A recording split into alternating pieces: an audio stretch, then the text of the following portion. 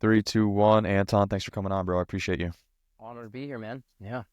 What's going on over there? You said Arizona, right? Yep. Phoenix, Arizona. Been here about 25, 26 years now. Cool. Sacred Sons. I want to talk about it.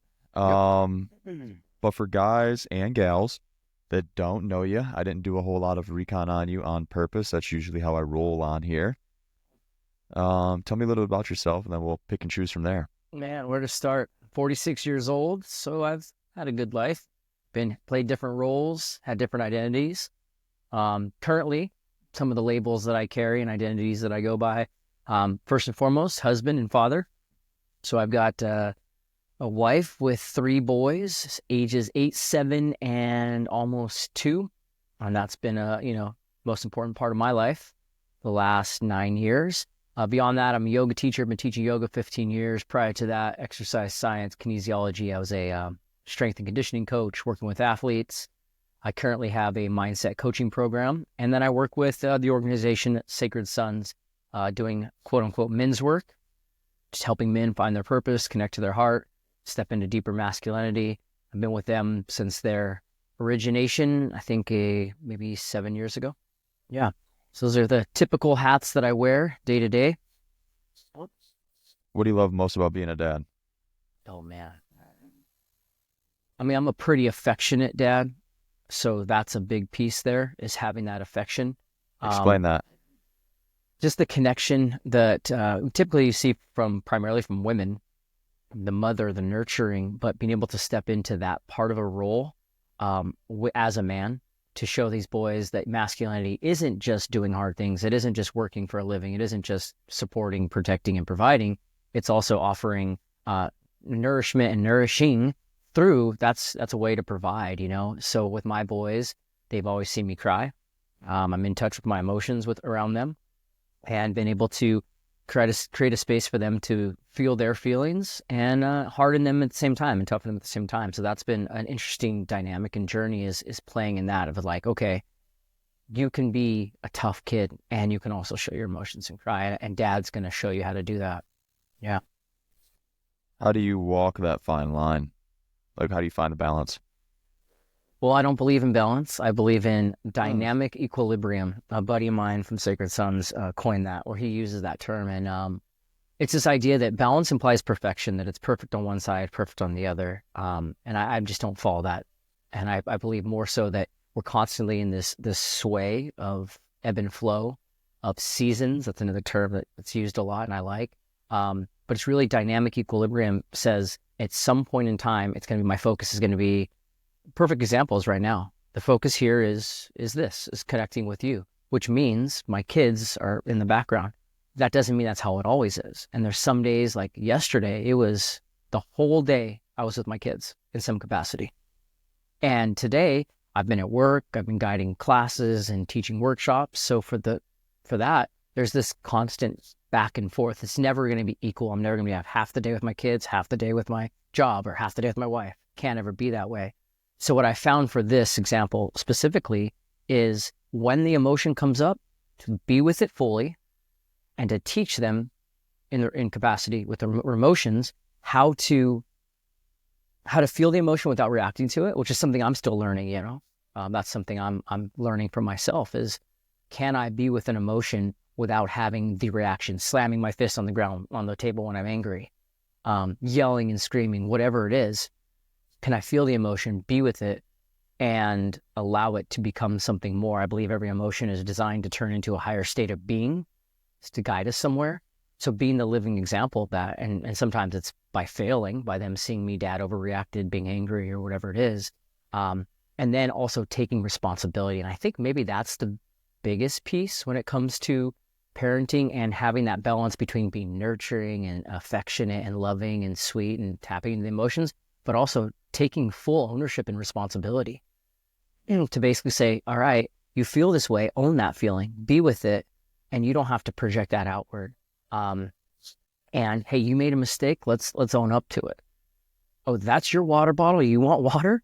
Fill up your water bottle, right? We're not going to do everything for you. And one of my sons, perfect example. I walked in the door today. He came running up to me with excitement, stubbed his toe, bent his toenail back, He started crying, so I let him be with that feeling. Okay, you're going to feel it. Ah, man, that hurts. Oh, ouch. Toenails, that's rough. All right, how you feeling? Cool, let's look at it.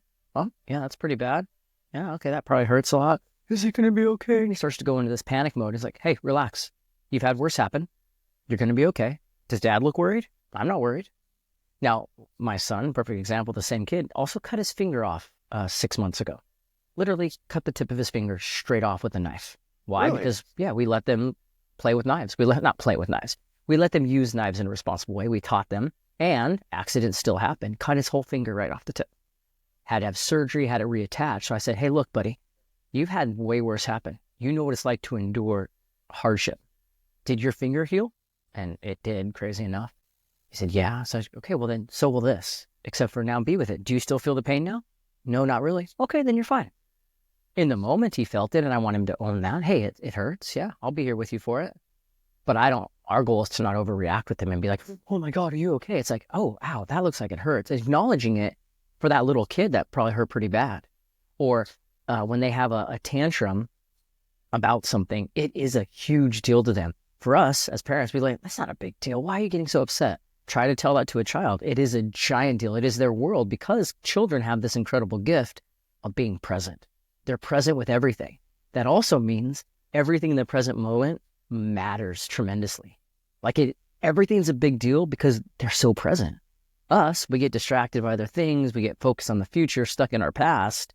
The present isn't such a big impact sometimes. But for them, it's everything. So in that moment, if he can't have strawberries, if he wants strawberries, it's a big deal to him, because that's all he's focused on at this young age, in this development age.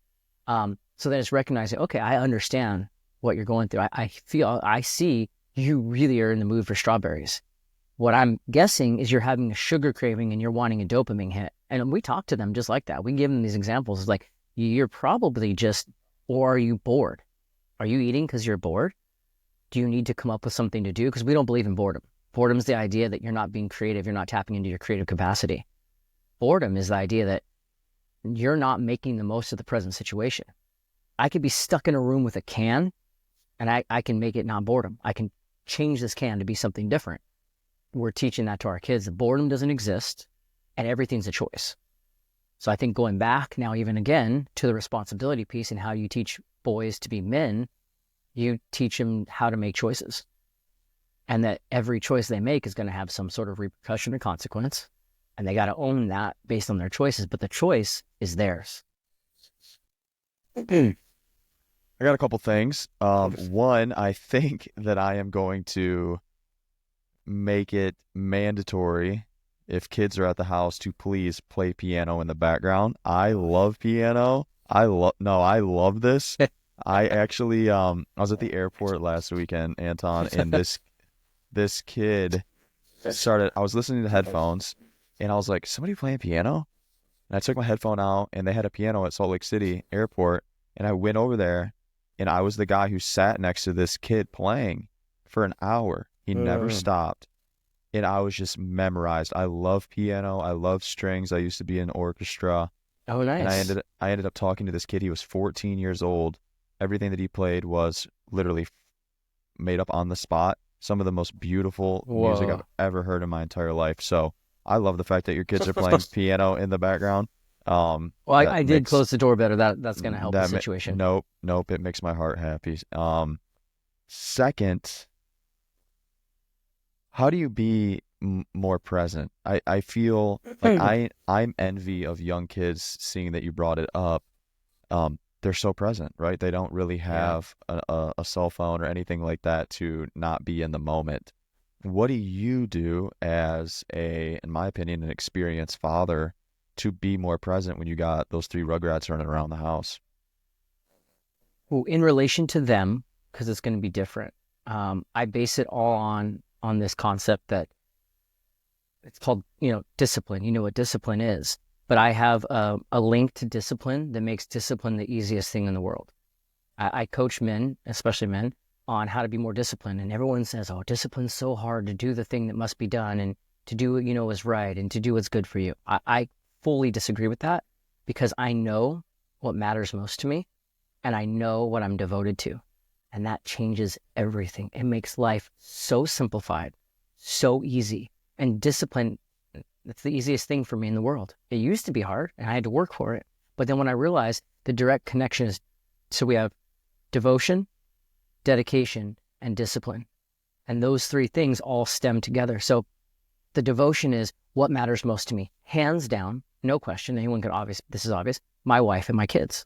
However, if that is truly what matters most to me, there's a B. That's 1A, and 1B, which has to be present, which I know you know about, which is my own health. Because if I'm not physically fit, if I'm not healthy, I am useless to my family.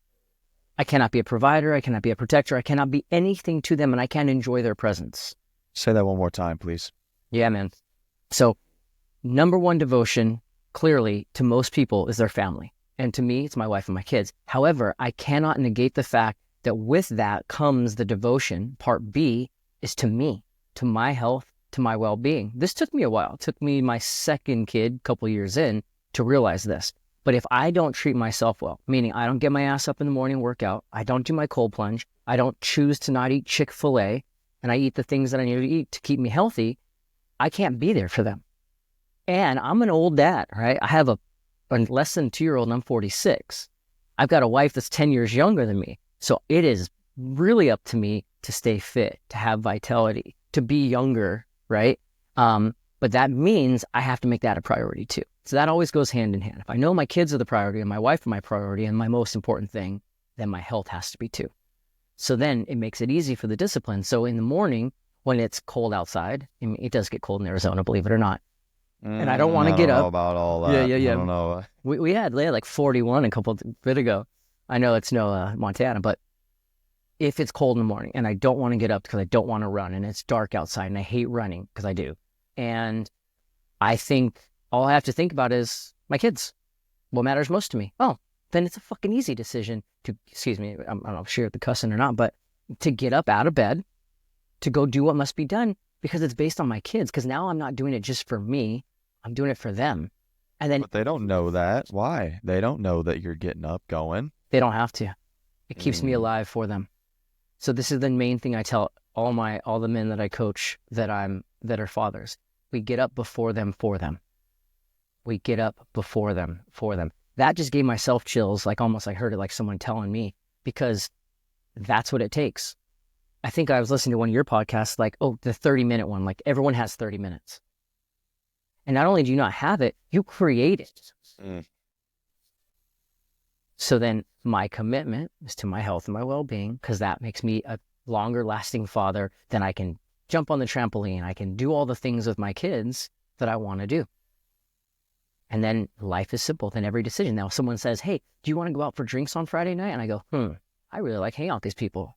Oh, I don't drink alcohol because I know what it does for me. I've had the experience enough to know that alcohol, everyone knows alcohol is not healthy. People can make all their excuses in the world that they want to have that one glass of wine a day or to just have a couple beers every so often. That's okay. You can make your excuses, but we all know alcohol, the substance, the chemical, is detrimental to the human body, period. I personally had experiences where it was really unhealthy for me, like really bad for me. So that made it easier to quit drinking, which I did 9 years ago. Yes. But that's one. Okay, well, I don't drink. 2 is I don't get to put my kids to bed.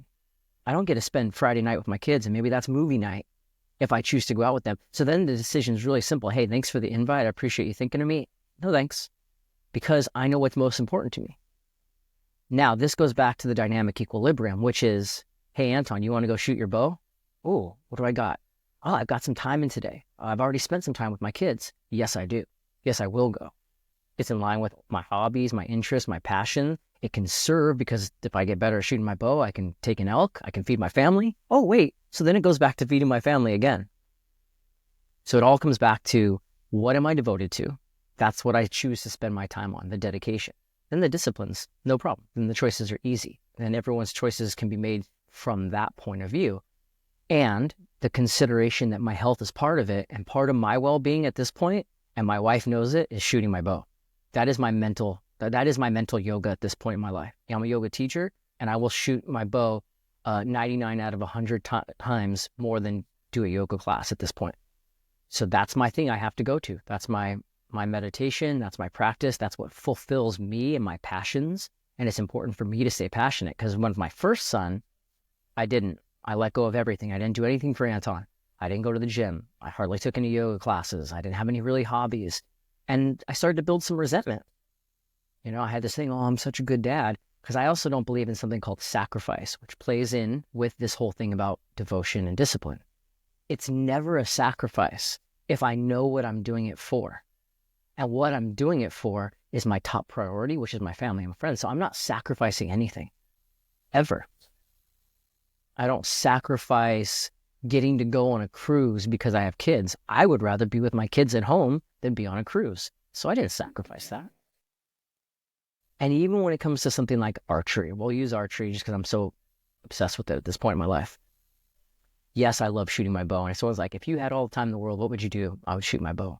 But I know what's more important to me, the connection I have between my kids. So when I go out in my backyard, I got 20 yards set up and I'm going to go shoot my bow. And my little son comes out and he wants to play in the sandbox. And he's not, because some days he'll actually wait for me to shoot and go help me pull arrows, which is like heaven, right? My little baby doing this with me. I get my hobby and I get to be with him. And then some days he's like, no, we're sandboxing it. So I go, okay, I'm not sacrificing shooting my bow. I'm saying what matters more. Hands down, my son and the connection with my son matters more than me shooting that bow. And the dynamic equilibrium says there will be a point in my life, in my day, in my week, when I'll have time to shoot the bow for myself. Man, you're on fire. I love this, dude. Thanks. I'm trying to figure out where I want to go. I don't usually get caught like this. Um, I want to touch on the alcohol thing. I think it's important. I feel like it's becoming maybe a tad bit more popular to not drink That's cool. for whatever reason. I've noticed that, which I'm all for. I'm partaking in that. I haven't been drunk since July of 24. Hey. I haven't drank in months and months and months. And what I say about that is, one, I'm an all or nothing guy. I'm not just going to have a beer. I'm going to have 12, right? We're going to have fun. And I can afford, I've said this on here in previous episodes, but I can afford to go out and have a good night. And I don't mean that in terms of financials. I mean that I can afford to go out and have fun, but I can't afford the next day of feeling like absolute crap, eating like shit again, and then losing the whole Sunday afternoon because I made a poor choice. Yeah. So that's what it is for me, and I'm not even a father yet or anything like that, and it's really not a part of my life at all. And to be honest with you, Anton, I don't know if it ever will be again. I've lived that life. I've had my fun. My wife and I had experienced all the bar hopping and going out and waking up past our alarm and missing work and dumb shit like that comes with, making those types of decisions. I'm not sure it'll ever be a part of my life again. The way I thought about it for me was, when I drink, does it ever enhance my life long term? Next day, 5 days, 10 days. And the other question was, does it encourage me to make bad decisions? And the answer was a resounding hell yeah. I also read, so I stopped drinking, one, because I had this condition where I'd get vertigo, dizzy all the time, and we found out it was a neck-related thing. But for some reason, I was correlating it to alcohol. And the last time that I drank to a point where I made some bad decisions and I didn't feel well the next day, I got dizzy so bad that I was vomiting all day. And I was like, I'm done. And I was also, at the time, my wife and I, a lot of spiritual practice. We were doing a lot of plant medicine. So ayahuasca in particular. And with that, you clean the vessel, you don't do any substances. So working with the medicine kind of got that cleaning. And then my wife was pregnant, so she wasn't drinking. We were going to have a baby. I didn't want to make any more poor choices. It was easy for me. I was like, when have I ever made a good decision drinking? Right? I always say, what do I either do? I either wanted to fight, fuck, or flip. Yeah, all three of those are pretty common. Yeah, fight, fuck, or flip. And all those, I would either get injured trying to do a flip somewhere, probably make poor decision when it comes to sexual intercourse and being in that way, or fighting. And I'm not a fighter. And that was just stupid. I'm a little guy. I probably should have my ass kicked a lot more times than I ever did. And so just those three Fs are like, oh yeah, that's a clear decision. That's a clear no. And then just knowing what it does. But here's the kicker. I read an article And I can send it to you too. It's really great. It was the spiritual consequences of alcohol. And in this article, there's this kind of like psychic dude, whatever. I don't know. I doesn't even matter. This guy talked about how he would get these images of what was happening to people's spirit, soul when they were drinking. It was almost like the soul would leave the body, tethered to something, and then it allowed for dark energy to come in. Now, I don't believe in dark energy. I believe in my shadow, the part of myself that I've yet fully integrated into acceptance, wholeness, and love that shows up. That example would be like, drunk Anton was an invitation. My soul would be like, "Yep, toxic environment. I'm out of here. I'm going to tether and just step away." And that allowed the darkness, my dark side, my shadow side, my insecurities, my not enoughness, my traumas to show up and start to run the show. The big example was insecure Anton. So the moment alcohol took over, insecurity started kicking in. And instead of aligned in integrity, soul-centered Anton, who's running the show, insecure Anton would take over the vessel and start making these decisions. Oh, if I flip, people will think it's cool and funny. If I get this girl, or if I fight, I'm tough. I'm improving something to my ego. So when I realized that, oh yeah, that makes sense to me. A part of myself, the aligned part of me steps away and is like, listen, toxic. Then he goes on in this article to say, like, let's look at how toxic alcohol is. And then he goes, well, what is it used for? Alcohol is used to pull the essence out of something, right? Like essential oils, they use alcohol to pull the essence out of the flower, out of the plant. Okay? So it's pulling our essence out of ourselves. Then he went on to give the definitions of what alcohol, the word, came from. And one of the words that stuck with me, I think it was Arabic, which is akul, which means a ghoul or a spirit. And they call it spirits, right? You drink spirits. You go to your bar and you buy spirits. Well, what kind of spirit is that? And to me, it just correlated so much to like allowing dark, negative, whatever type of energy people want to believe in to take over. And for me, it was my insecure self. It was the parts of me that didn't feel like I was enough. It was the 6-year-old Anton who realized he was smaller than everybody. It was the 13-year-old Anton who couldn't get the girls because I was shorter than them. It was all these parts of me would start showing up.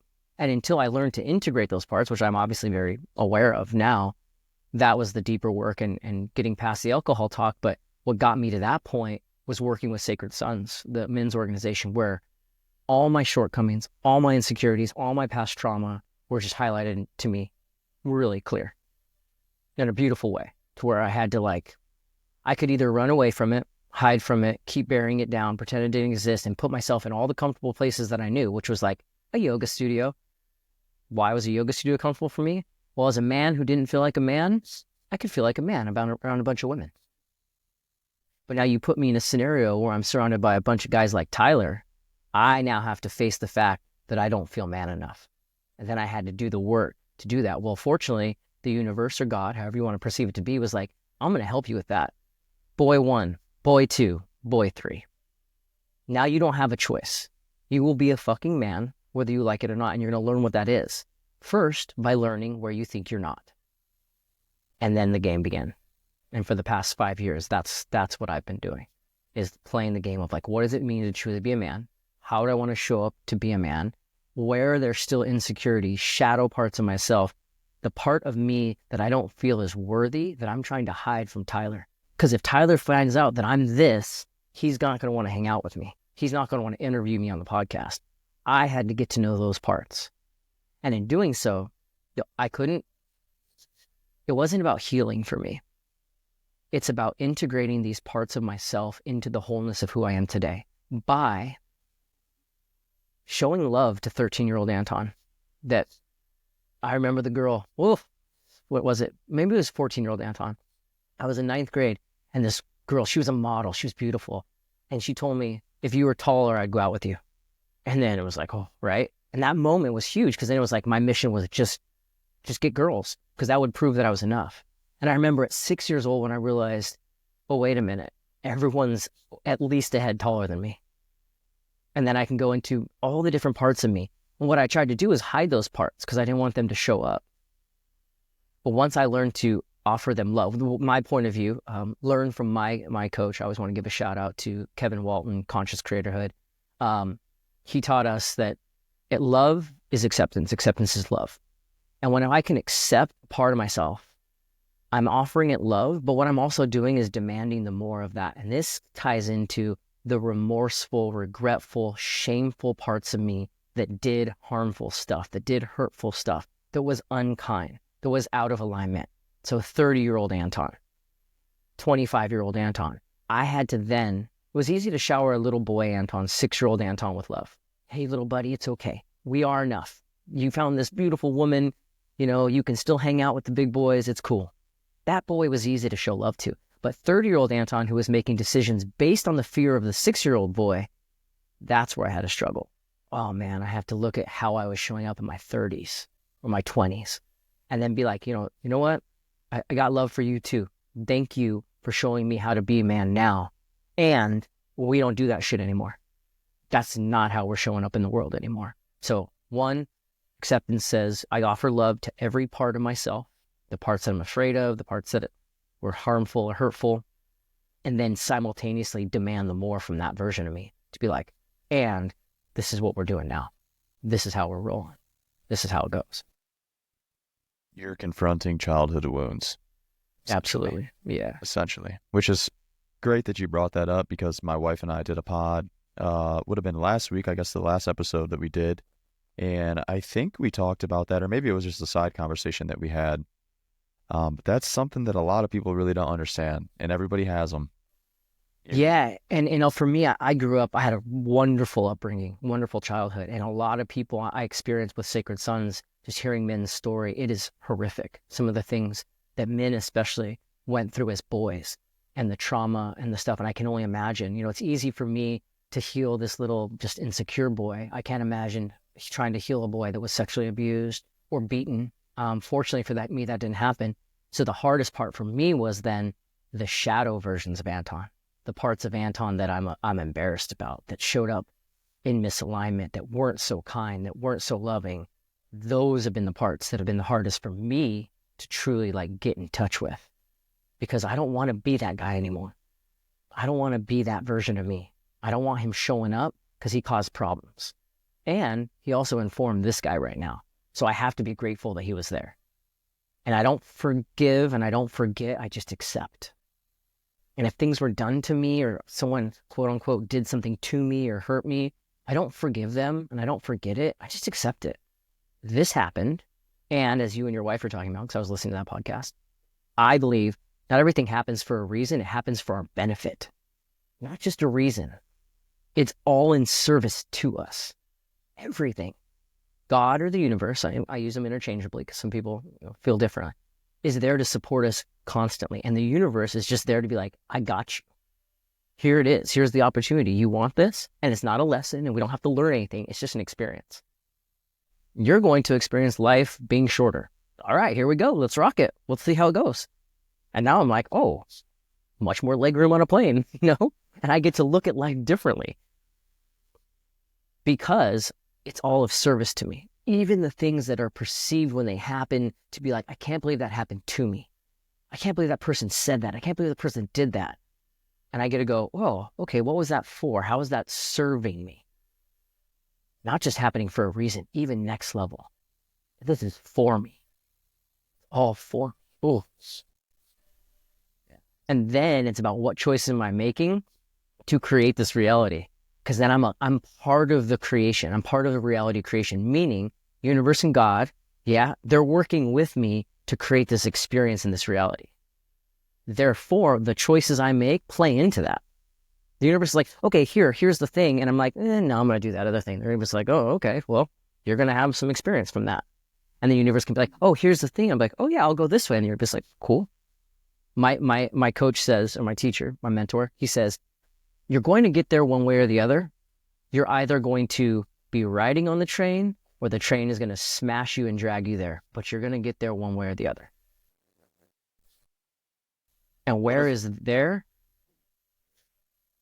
Fully experience the world that we're meant to experience in this lifetime, in this meat suit as this version of me. So what have you learned in terms of being a man? Well, what does it mean to be a man? Still trying to figure that out.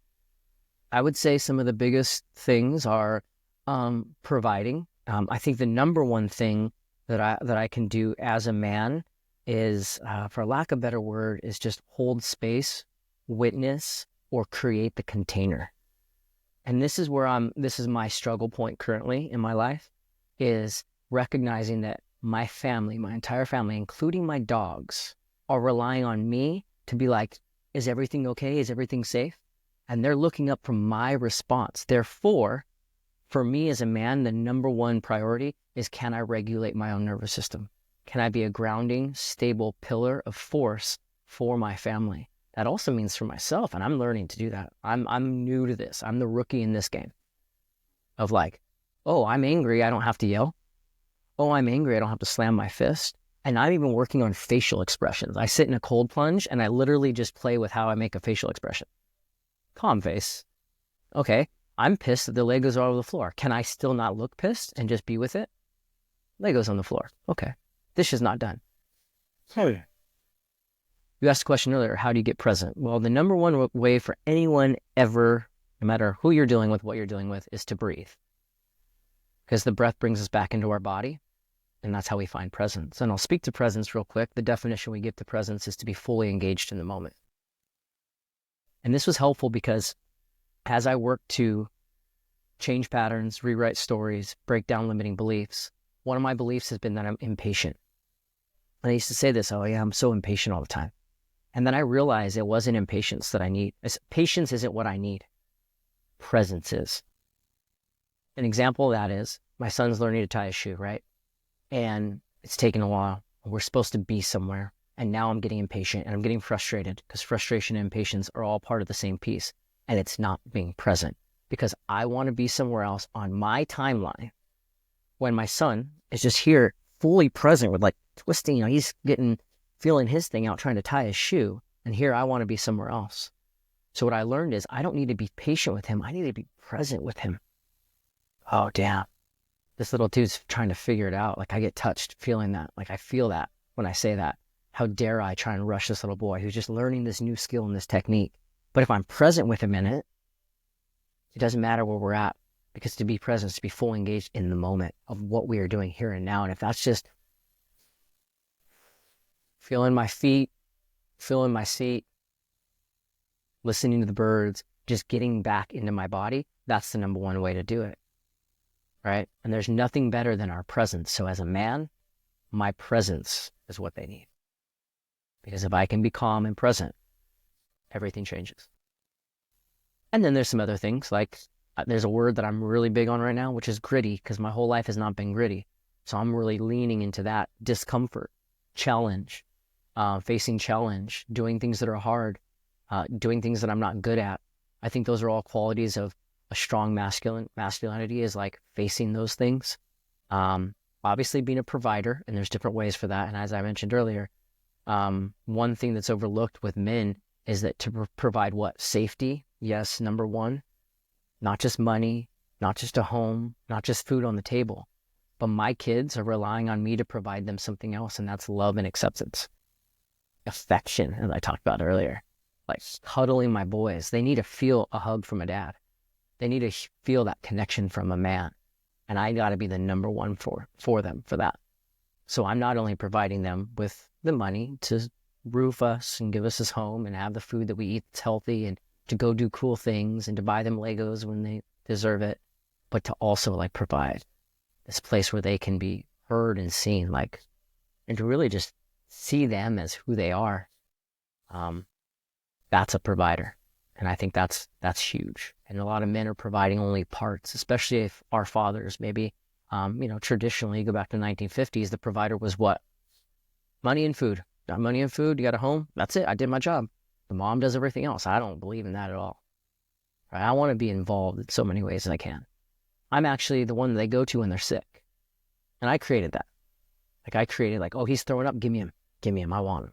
I want to be that for him. Can they go to mom? Of course they can. She's nurturing by nature. I want to be nurturing because I'm learning it as a skill set, as a way to provide for them.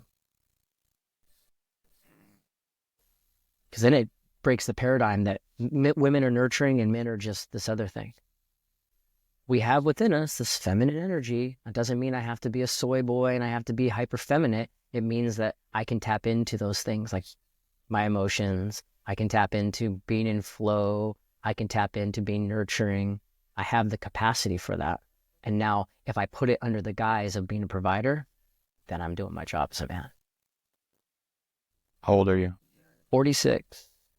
And you have a mentor, I have a mentor. Yeah, oh, yeah, for sure. And at this point, he's a friend. Kevin. Kevin Walton. Yeah. Yeah. Source Radiance on Instagram. Yeah, I found him through Sacred Sons. Basically, he had all the words to everything that I knew of how to operate in the world, an operating system, calls it conscious creatorhood. And he just had like everything laid out in words. And he also has a presence that I admired. And I was finally coming out of that insecure stage where most of my life, if you look back at my friends growing up, they were fun, they were cool, they were like, cool. Cool is a big issue that I've had to struggle with. It's like this idea of that for my identity was being cool. And I had a lot of like guy friends I could cry with, guy friends that we were emotional with, really sensitive men in my life, which is beautiful. I'm so grateful for all those friendships. And I was afraid of the more masculine men. And what I found myself being drawn to over the past 5 years, since 2020, we can dive into that too, is I crave the presence of a man that feels like a man. Like I want to be around a bigger dude. I want to be around a guy who hunts, and that's what led me to that. A guy who knows how to build, because those aren't me. And those are all the things I was afraid of because I wasn't. And if I wasn't that, that means I'm not a man, because those are my identities for being a man. So then my pendulum swing from like, well, what do I know a man to do? Well, he gets girls and he's cool and he's popular. That's all I had going for me for so long. Then the pendulum swing the complete opposite direction, which was a man lifts heavy things. He, does hard shit. He builds with his hands. He hunts. He does these things. So now I'm like finding that center space where I can be that dynamic equilibrium between both, being this man that can get dirty, who can work hard, who can be strong, who can hunt and provide, and a man who can sit and cry. Because it's a funny thing in my home is that we have daddy's happy tears. Dad has happy tears. And I cry, I'm going to say every other day, man. There's some form of like tears coming up in my eyes every other day. And it's usually like me just watching my kids play or watching my middle son do something for my youngest son. And I'm just like overwhelmed. And they look at me and they kind of laugh and like, oh, dad's having his happy tears. And that's just part of me being able to tap into that feminine part of myself. But then I can go right back into, okay, what does it mean to be a man? And Kevin Walton, my mentor, had these qualities. He's a big half black man. He played football, good looking dude. And I saw him, I was like, wow, his presence, I get that. And I was drawn more to these types of men, whereas before, those are the men that I'd get away from. Well, those guys are nothing like me. But I realized I actually have a lot of those qualities just in a smaller frame. Did they intimidate you? Oh yeah, it was intimidation. Yeah. But intimidation is only because of insecurity. That's the only reason intimidation is a thing. Like I cannot be intimidated by somebody if I'm pretty confident in who I am at this point. So it's really hard to intimidate me. And I do jujitsu and I usually train with bigger guys. I know I'm not the best archer and I'm far behind on that.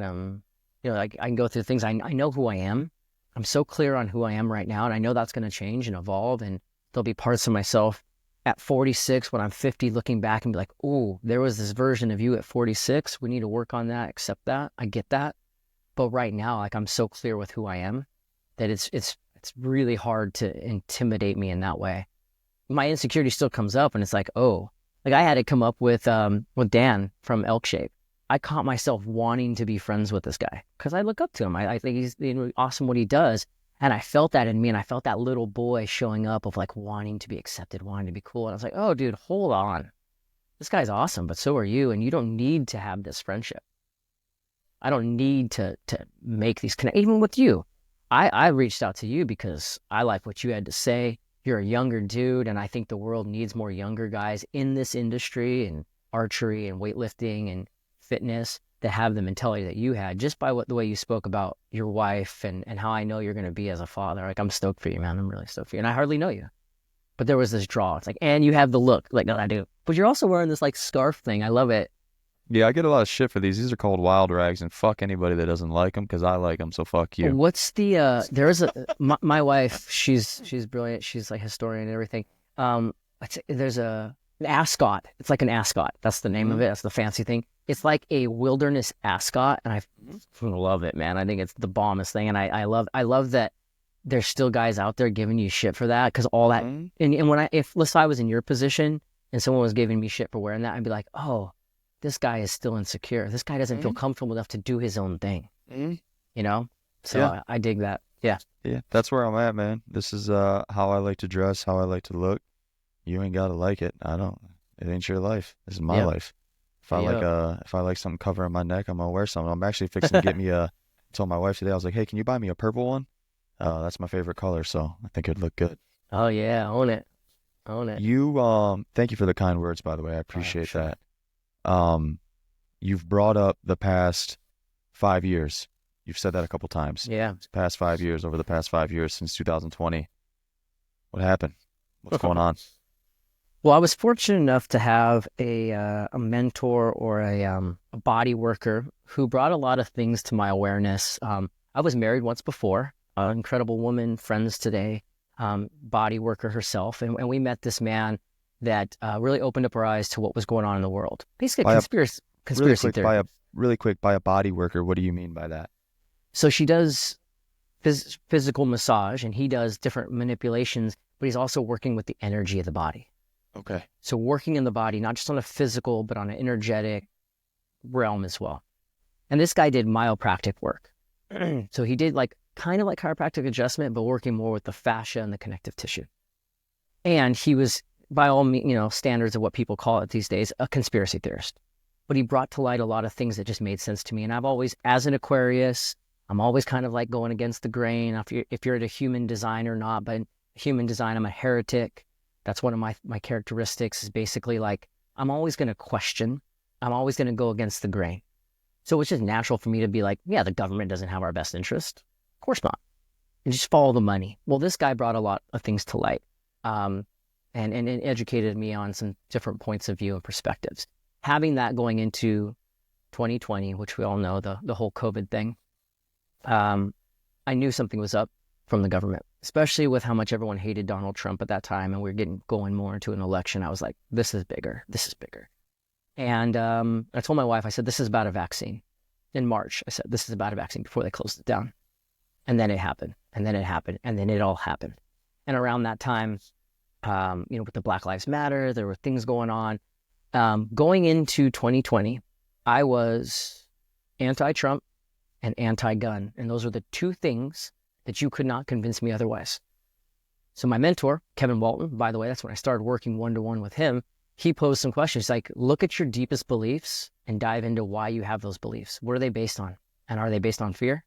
And so many of mine were. It was also based on lack of knowledge and just believing what everyone else said. So I dived into some things. I discovered that from an early age, I was taught this concept that if you are this, you are not that. If you like this, you must hate that. And it all started, which is going to be very funny. It all started with the Pittsburgh Steelers. My dad's from Pittsburgh. I'm a Pittsburgh Steeler fan. I know.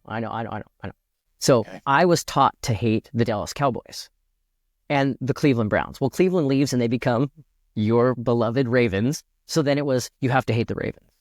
The whole point is this. If you like dogs, you hate cats. And this was kind of conditioned and taught to me. So I had these black or white ideas about everything, but that's not how the reality is.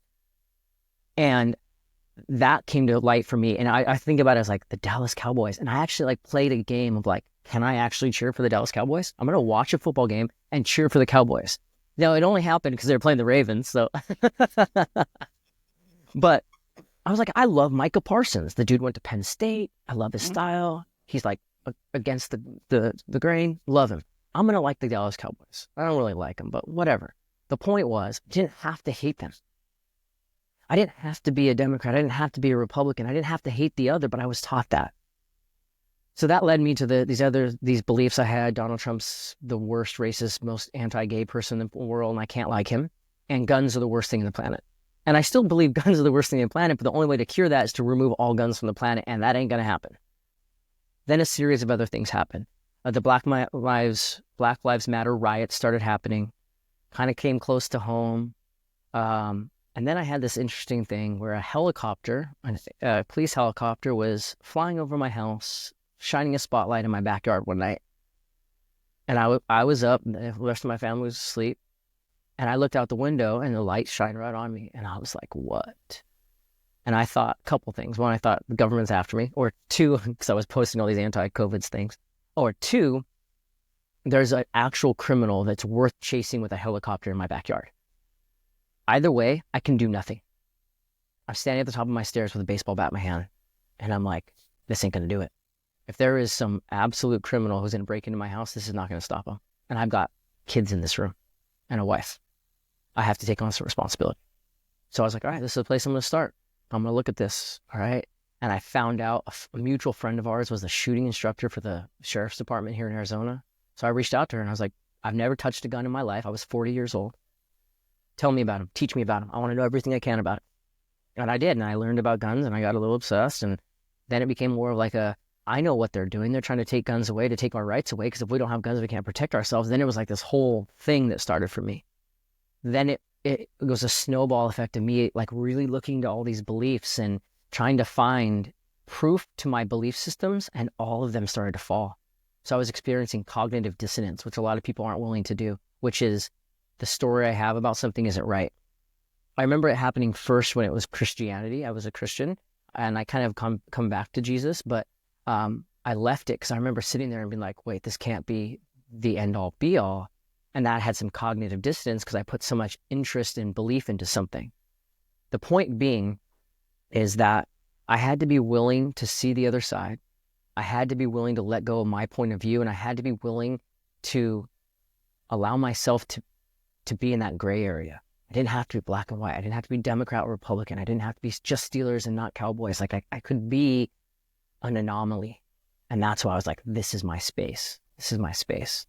And then that forced me to like, I really got into like sovereignty, freedom. What does it mean to be free? How can we make it so there's less government control? And then they tried to slap masks on us and it just pushed me even harder away from what was going on with the government. And then taking sovereignty and autonomy. And what does that mean? Oh, I better learn to hunt to feed my family. What can I do? So that's kind of over the past 5 years. And then I got back into Sacred Sons. We were meeting in person again. And I had a weekend. We had these weekend events that we do. And literally every part of myself, every man there appeared to me to be like the most masculine, strong, big guy that I wasn't. And I was faced with wanting to be perceived as cool, wanting to be accepted, wanting to be a leader in this community, and having all these like, all my shadows came up that one weekend and it just slammed me. And it was either I'm going to run and hide for this for the rest of my life or I'm going to face it. And I chose to face it. And I got the opportunity to go, okay, I'm going to look at this stuff. I'm going to see what's making me uncomfortable. I'm going to recognize it's something within me and go head on into it. And all that time I had young boys, right? They're just growing from age 3. And then we had another one and then another one. And here we are today. Still doing the work to figure out what it means to be a man. Still sharpening the edges. Still meeting parts of myself that I don't feel are masculine. But I still have shame around. And yeah, constantly working. Do you have an ego? Of course. Sense of self, yeah. I think it's dangerous if you don't. I look at ego as the different labels and identities I've given myself or someone has given me over time. And those are all playing.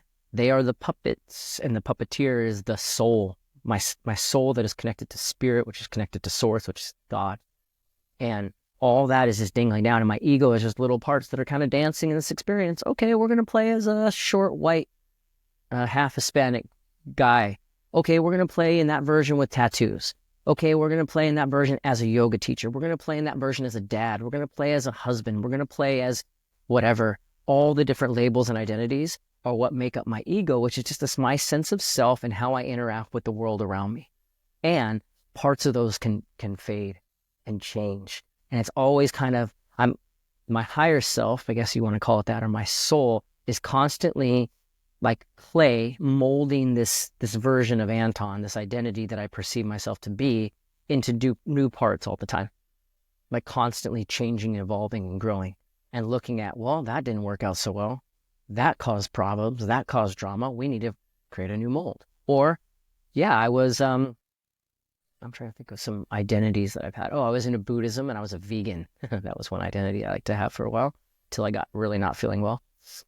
But that was just a part of me and an identity and a part of my ego at the time. And I was really big on it, like, don't kill animals. And I still feel that way. I still love animals. And the idea of hunting to me is still like, I'm doing it for purpose and I'm doing it with intention. I'm doing it with love. Like, if I ever film a hunt, I've yet to take an animal other than a squirrel in it. But I've yet to take an animal and harvest an animal yet and kill an animal. And when I do, I know I'm going to be just weeping and I'll be praying with that animal and giving thanks to the land and to God. And I look forward to that, but the way I do it will be really powerful. And I've seen some guys online do it that way, and those are the guys I'm like, yes, this guy.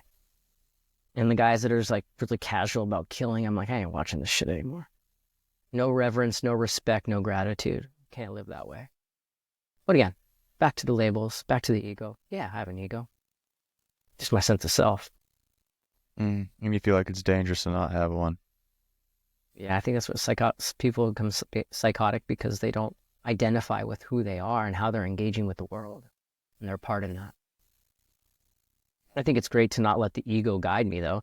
Just because I say that I'm a man who does jujitsu, who teaches yoga, that's not all I am. And that can't be the one. Remember, they're just the parts that the puppeteer is the higher self, the soul. And if What's your those ego parts are showing up in misalignment and causing problems, those parts have to change. what's your biggest insecurity?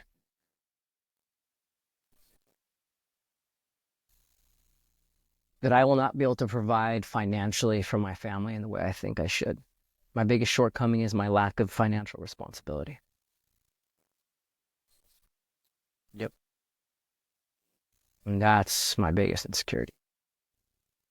Do you not feel like you're doing a good job at that? I know I can do better. How do you do better? More responsible choices, less impulsive choices. And I bounce back and forth because I hear things. I actually just heard, I think it was Dan from Milkshape talk about how he's got just really great path of his finances and how he paid off credit cards and never took loans on cars. And I say yes, and I'm not going to be the guy that does all the right things now and saves now so that when I'm 80, I have security. And my kids miss out on going to Legoland and they miss out on going on camping trips because I couldn't miss work because I need to make money. No, no, no. We're living it. And if they've been a really good and they've been responsible all week and they've been helpful with their brother, we are going to go to get acai and we're going to go out for the thing that they really want. And we're going to spend extra money on the things because I want them to have that experience now because it's useless to them when they're 30 and it's useless to me when I'm 80. So then it's about making a little bit like, can I create that being present? Let's be present and enjoy the moment and not be stupid and irresponsible. And that's where I'm learning to find that dance. I mean, a perfect example is like archery. And I have a lot of guilt because when I went in, man, I went in. I went like top line bow, like everything, bought all the gear, like from the get-go. And I'm like, oh man, I just spent all this money on me. And now I step back and I go, I love it so much. It is so serving to my soul.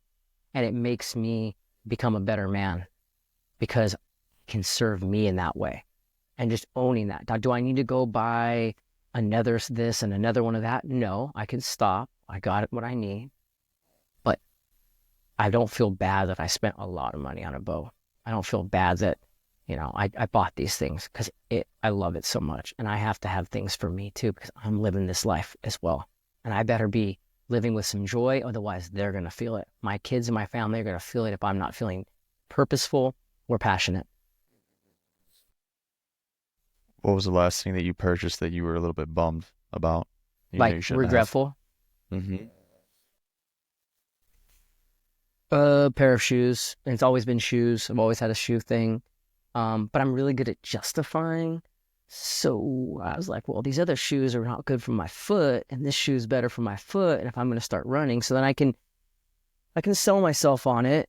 And I probably don't need another pair of this type of shoe if I already have this type of shoe, And I did buy, when it comes to archery, I had a Onyx thumb release, really nice one, really great. And then I saw the clicker and I tried it and the Onyx clicker and it changed my shot. So then I was able to justify, okay, I'm going to go buy this stuff. And I still feel a little bit like I definitely didn't need it because I had a good thumb release. I had a good product. And if I want to shoot an animal, I want to shoot it in a way that's going to be the most accurate to make it less painful for that animal and to make sure I come home with meat. And if this is going to be part of that, again, maybe I'm just justifying because I wanted the new cool toy. Could be that too. And I have to own that. Like, or maybe you just wanted the new cool thing. Shoot, is there still part of me that wants to look like I'm an archer? Oh, there is that. Okay, there's still me trying to play this idea of who I want people to perceive me to be, especially like you or Dan or whoever. You're justifying it. I justify it. Yep. You are. Yeah, You for are. sure. Mm-hmm. Yeah. My release is 4 or 5 years old. I know I could get a better one. I've looked at them millions of times, but mine does just fine. Yeah. I want the new UV fucking thumb button. I think it's sweet. It is sweet. I don't need it though. But Yeah. $350. Yeah, I definitely don't need. And that's another thing is, do I need it? No. But is it okay to have things that I want? Yes, I think so. I agree too. And then within Mhm. limits. So then, okay, then it's choice. Then it's right. Well, if I just spent this much money on that, then I'm not going to go do this, or I'm not going to do that. And what if I manifest and I start creating a reality where I can bring in money constantly, and it doesn't matter what I spend on because money is constantly flowing to me, because that's my new reality creation, and that's what I'm choosing to manifest. There's that. And that's the end all goal. Can I believe that so full? Because that's what I believe manifestation is. Manifestation is, part of it is, this is the vision that I have of what I want, but I have to believe it so wholeheartedly for it to happen. Otherwise, that shit ain't going to happen. Like when it comes to Jesus, I believe literally the man walked on water because he knew he had the capacity to do it. But guess what? I believe you can and I can, but I haven't fully bought into that belief system yet. So when I step on water, I fall through it. I have to be 100% sold on it. Like I'm 100% sold. My wife is my partner. No question, no doubt. She's the one, right? She is the last and only that I want in this lifetime. And I've had in many others. And like there's very few things that I'm that 100% sold on. Because the moment I become sold on the fact that I can fly, I'm going to jump off that roof and I'm going to come fly to Montana. But I ain't there yet. There's still a little bit of doubt, and doubt is what holds us back from getting from what we want. Is it possible for a yoga teacher to make $1 million? Well, if I don't think it is, then it won't happen. But the moment I go, hell yeah, I can, which I haven't yet, then that $1 million will come monthly, not just yearly. You know what I'm saying? I get the system. I just haven't figured out how to work it perfectly. You got to commit to it. Ooh, I like that. It's a 100% commitment. Yeah, for sure. Yeah, and there's no automatic return on it either. It's not guaranteed. Now or tomorrow. Or, yeah, for sure. That's a good point too. Yeah, that's a big point. The more money I invest into my business, the more money that comes back to me, and that's not guaranteed. That's just what's happening. And it's not even about a dollar with what I do. Yeah, it's not. But that's a pattern that I've noticed that is working tremendously because I'm freaking bought in, like 1,000%. It's like, hey, do I really want to spend $500 here to take this flight to go do this, to get more eyes on my brand?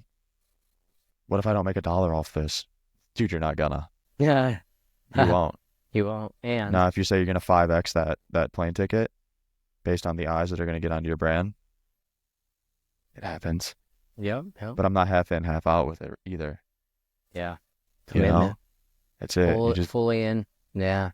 Yeah. That's manifesting to me. That's how I perceive it. I was smiling when you brought it up. I'm gonna add that. I'm gonna add that to it. Manifesting is a full commitment to what it is. And my wife, man, she is. I think your wife's got some talents there too, huh? She's magic, dude. She is magic. She manifests everything she wants because she commits. And she believes. Anton, anybody can do it, bro. Yeah, dude. We all have that capacity. Just like being an empath. Everyone's empathic. Are you tapping into it or not? And then do you know what to do with it? So you're not wearing someone else's emotions. So you're not stuck in the feeling of what's going on in the world. So you go, I command my attention. I command my energy so much that, I feel sadness. I feel these things. And I don't have to let it ruin my entire being and day. Man, dude, when I say you gotta be like committed to it, I'm not like 100% isn't even enough. Mm. It's not. If somebody hears what it is that you're trying to manifest, they need to almost think that you are batshit fucking crazy. You have to be that all in. Yeah. Period. Make You other can't. people doubt it, huh? Yep. Like, what the hell is wrong with this guy? Really? Hmm. He really thinks he can do that? Mm-hmm. Yep. 150%, 200%. Uh, No I other like that. option but this. Any ounce of your being that isn't committed to it that fully ain't gonna happen, dude. Yeah, I agree. I If you agree. don't think you're gonna make $1 million being a yoga teacher, even a half a percentage of you thinks that, you won't. Yeah, I agree, You man. And won't. I've seen that You happen won't. on both sides of the coin where Mhm. I was fully bought into something and it happened. And I was tiptoeing in and out and it And ain't happened yet. it just takes one time too. Hmm. You have to be fully bought in one time, one example, and when it happens, you're like, oh, I know how to do it now. Because it This shows you it's makes possible, sense. right? Yeah, it just makes sense. Takes it away from that concept of it's not possible. Oh, wait. Hmm. Oh, it is. And if that's possible, then what else is possible? Hmm. If that's possible, then what else is possible? Hmm.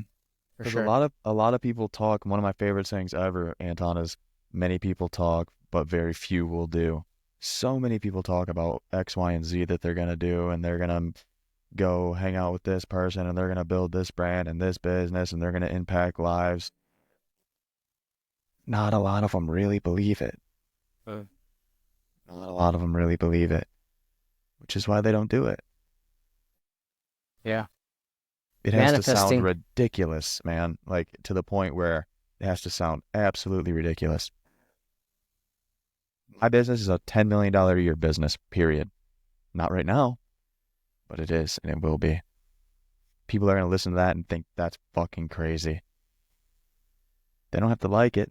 That's what it is, though. I'm being modest, too. Okay. That's what I How long you believe. been going with this? Well, just over 2 years. 2 years. Okay. Mm-hmm. Cool. Was it originally designed to be more focused on archery? Because with the knock is in the name, No, I just like hunting. Yeah, it's really got nothing to do with brings your archery. things together. Yeah, it's really got nothing to do with archery. And I'm not like trying to sound arrogant by any stretch, but that's what I mean. Like, I want somebody to hear me say that and be like, that sounds fucking ridiculous. Why would you call it knock then? Yeah. You know what I mean? This is a story, yeah. Mm-hmm. So, but that's kind of the level in which I'm trying to explain to the audience is it has to sound crazy. It has to sound unbelievably not true. You know, it's so funny you say that because my wife thinks in that way. She thinks so big that I go like, well, all my limiting beliefs kick in and be like, well, we want to manifest this house, but does it need to have this and that? And she's like, yeah. Hmm. And Because then why not? and then my limiting mind is like, well, maybe just a 2-car garage, not a 3-car garage, or Hmm. and that's the holding back, and that's the holding back. Hmm. Yeah. Hmm. We can have like I tell my guys all the time, all the guys that I coach, you can have whatever you want. You can have whatever you want in this lifetime. You're only here for a limited amount of time. And then when you're gone, you're gone. And whatever happens after that is probably whatever you believe happens after that. You can do whatever you want to do, but are you willing to do what it takes to get there? All you have to do is the work. And sometimes it's not even hard. It's not even hard. It's Do not you know even how doesn't have to be hard. That's the other story that people have is that to get there, it has to be hard work. it doesn't Well, have it to just be has to be hard? work. Doesn't have to be hard because if it's what you're passionate about, you're probably enjoying it anyway. Mhm. What I do is not work, dude. And Yeah, I do yeah. this shit for 10 to 12 hours a day. I love every second of it.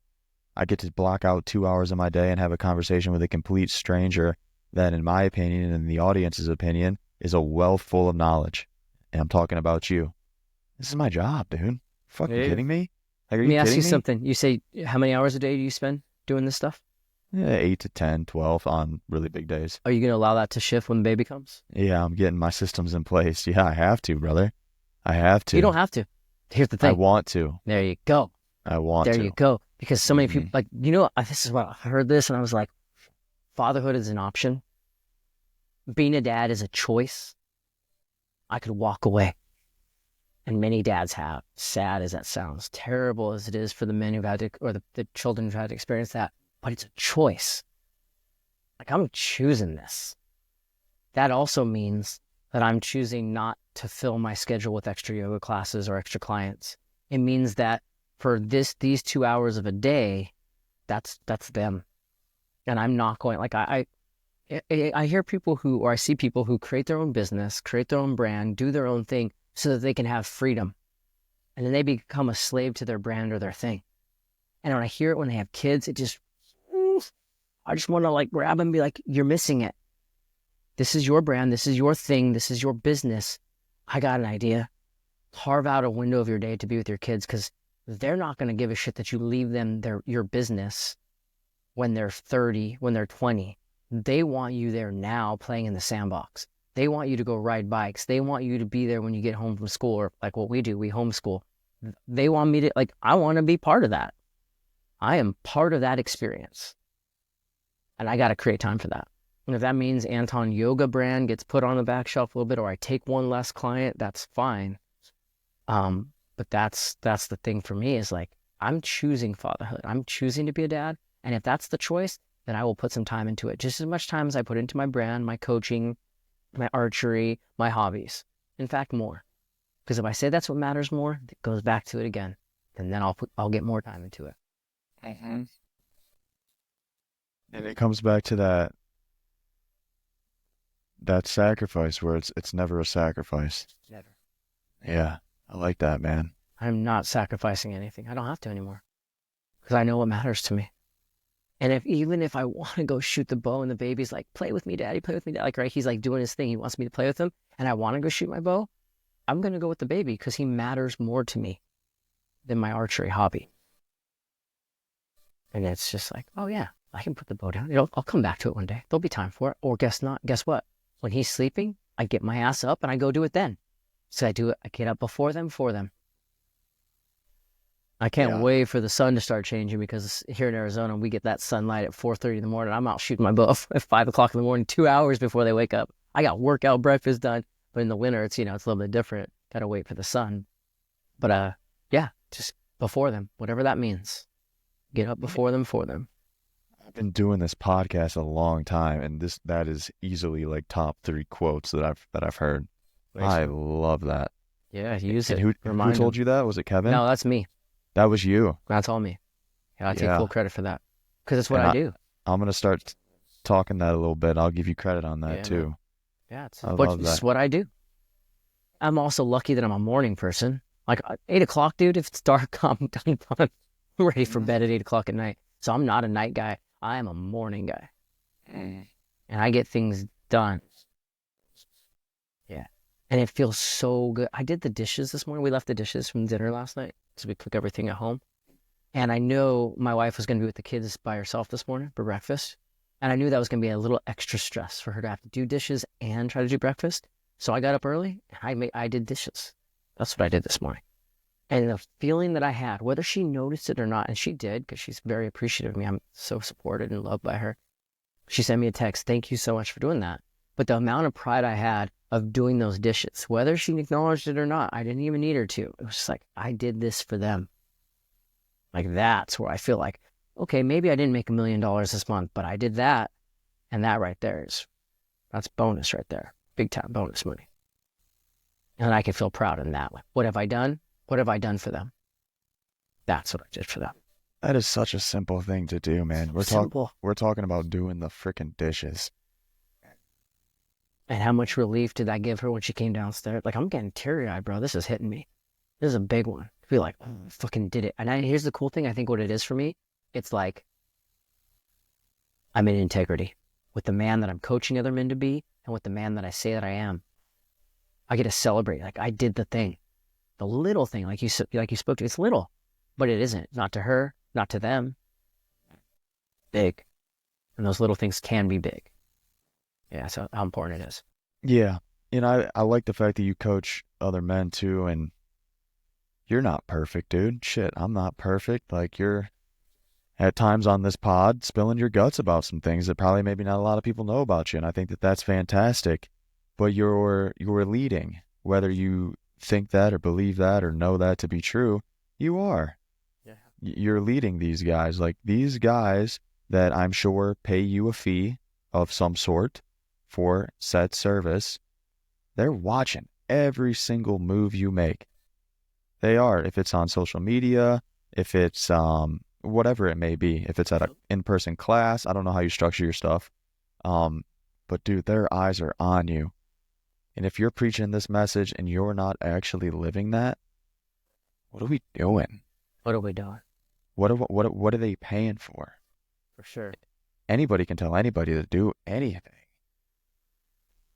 Like my guys, dude, I do all the same shit that they do. Because if I'm not doing it, how can I expect them to do it? For sure. They watch me Yeah. like a hawk. I'm watching them like a hawk though too. But That accountability. if Big. I'm not leading these guys, man, same with you. If you're not leading these guys, you can say whatever the fuck you want to say. If you're not leading by example, that's a fraud. Yeah, it doesn't even matter. Doesn't even matter. And it's a simple thing like that too. You're not gonna make a post the fact that you did the dishes this morning. It just happened to come up in conversation. Yeah. But that is a big deal. Yeah. You know, one thing I do encourage people, and I know you're big on this. In fact, you call yourself an accountability coach. Is that right? Yes. I love that. Is like connecting with other men or clients or people that I mentor and being like, let me hear tell me your celebration. And for me, like a celebration is I didn't get angry when there were Legos left on the floor. And I tell my homies, I tell my buddies, my accountability bros, or even another client, because I'm sharing with them of like, they get it. They're like, dude, amazing. Like to them, that's like I squatted 800 pounds. Like, what a feat. You didn't yell about Legos. That's your thing. Amazing job. You know, we got to keep each other accountable. We got to have accountability. And that's why you and I do what we do, because people are dying for that accountability. They don't want to just be told what to do. They want to be checked in on. They want to know that like someone's got my back when I fuck up and when I do it right. I call it celebrations and recalibrations. That's what we do. All right. What do we need to recalibrate? Where were you off?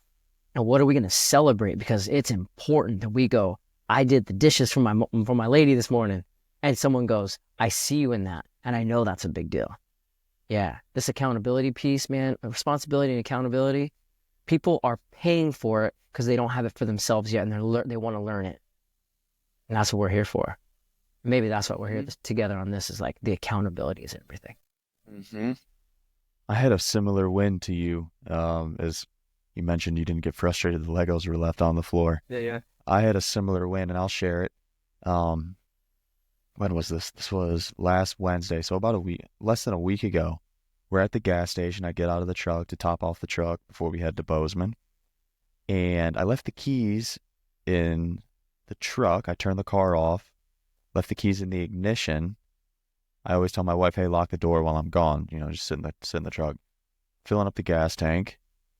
And I think I left my wallet in the truck, so I'm like trying to get back into the vehicle. I'm like, hey, unlock the door. Unlock the door. And I can hear it. It's not working. Like the button isn't working. Okay. I don't know. And the alarm to the truck starts blaring in front of all these on the handle, yeah. in front of all these people. So I casually walk around and to her side, no facial expression, no nothing. And she lets me in somehow. I get my wallet, I fill up the truck, I go inside, I come back out, and I just hop in and don't even address the fact that that's what happened. When a former version of Tyler I was going to say, what's your older pattern? could have easily been banging on the window, hit the fucking button. I get in, I don't even address it. And it almost pissed my wife off. She's like, what's wrong with you? Like, do you just not give a fuck about anything? I was like, what do you mean? She's like, what is your deal? I'm like, are you referring to the fact that I didn't get upset about the alarm going off in the middle of the parking lot in front of 25 people? Yeah, like, do you just not give a fuck? I was like, I can't control that. Like, the button didn't work. You didn't do anything wrong. I didn't do anything wrong. Like, it is what it is. She's like, what's going on? So I'm like, this is working, right? It's working, like, and what it shows us working. that our behaviors create patterns for them too. And I realized that with my kids, and I'm like, oh, yeah, we have a pattern of typically, and we've actually breaking this, of always being late. So my son, I told him I have a call to be on in a little bit. He's like, are you going to be late? And I thought, oh shit, we've Mm. created this pattern for him that his norm is everything's late and everything is rushed. Okay, cool. And I remind him, hey buddy, do you remember the last time that we've been late to anything? He's like, oh no, no. I was like, well, yeah, we've been early and on time to stuff lately, huh? He's like, yeah. I was like, it's normal for you to think about us being late because you don't like the feeling of being late, do you? He's like, no. And I was like, yeah, me either, and neither does mom. And we're working on changing that, like letting him be aware of it. But then to see that pattern come up for him, I was like, oh, dang. And like they're used to me. Oh, dad's gonna be upset if, and if I show up and I'm not upset, you can see they're all kind of like waiting for it, waiting for it. So then they get to go through this new thing of like, how do I react to a calm version of dad? And I have to give them the grace because they're still operating on my old system. Okay, they're still operating. Or my wife feeling like I'm like snapping at her and she reacts in a way of being snappy. And I have to like, babe, I'm actually not doing that. And I understand why you feel that way because in my past, I have been that. So then I have to give them grace to adjust to the new version of me. They're not just gonna be like, oh, dad's calm now. This is so cool. Oh, Anton's patient. They have to be like, wait, what's going on? I thought you're going to be impatient. And this is how we react when you're impatient. So I have to let their system catch up to my system. Yeah, Whoa. and it Yeah. shows too. You showed up 5 minutes early to the pod. Yeah. Yeah. Yeah.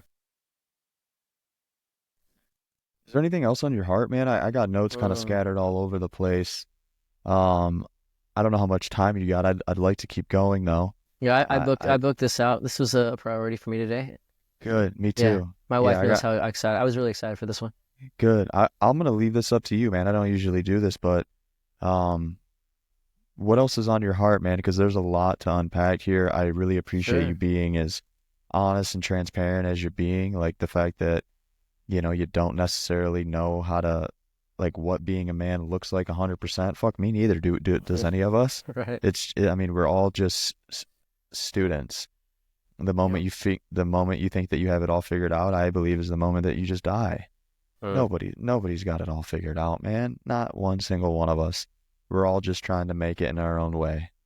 For sure. For sure. I teach a lot on, I have this workshop. I work at a wellness retreat center up here in Arizona, and twice a week I get a guide a workshop on creating an I am mantra or statement. The mantra is a big play on word that they like to use. And basically what I'm doing is helping people identify limiting beliefs.